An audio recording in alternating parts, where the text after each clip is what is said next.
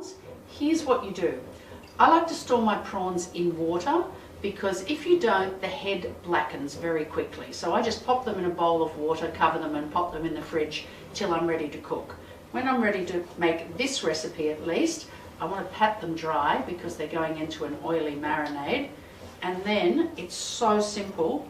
We cut off the head, and we could keep this to make bisque. We need to start thinking about food waste. So when you're cooking with prawns, all the heads and shells can go into a Ziploc bag, into the freezer until you have enough. Then you make a beautiful prawn bisque.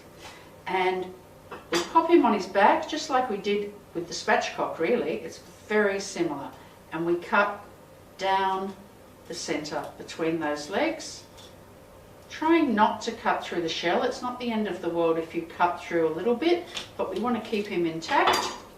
Flatten him out, remove the digestive tract. If you've got some lovely orange roe in there, you can certainly keep that. Flip him over onto his tummy, and just like the spatchcock, with the heel of your hand, flatten him out. Then he goes into the same marinade as the chicken. The only difference is, because the prawn flesh is a lot more delicate than chicken, 30 to 60 minutes maximum.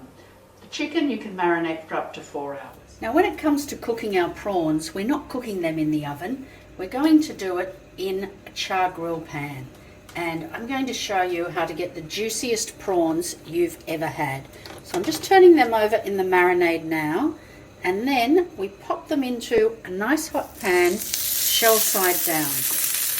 You should be able to fit all of these in here, but if your pan's smaller, you can always do them in batches. You want to flatten them out as much as possible. I'm just going to give those 3 to 5 minutes on the shell side. We're not going to turn them at all, and you'll see they're completely cooked through, but the flesh is protected. Now if they start to curl up like this one has, you might just want to flatten them out a little bit, because as I said, we don't want to turn them over, but we want as much of that shell as possible in contact with the pan. So after 3 to 5 minutes, depending on the heat, you'll see that flesh is quite opaque. And that's it. It's cooked, but it's going to be so juicy. So let's get them out of the pan and onto a plate.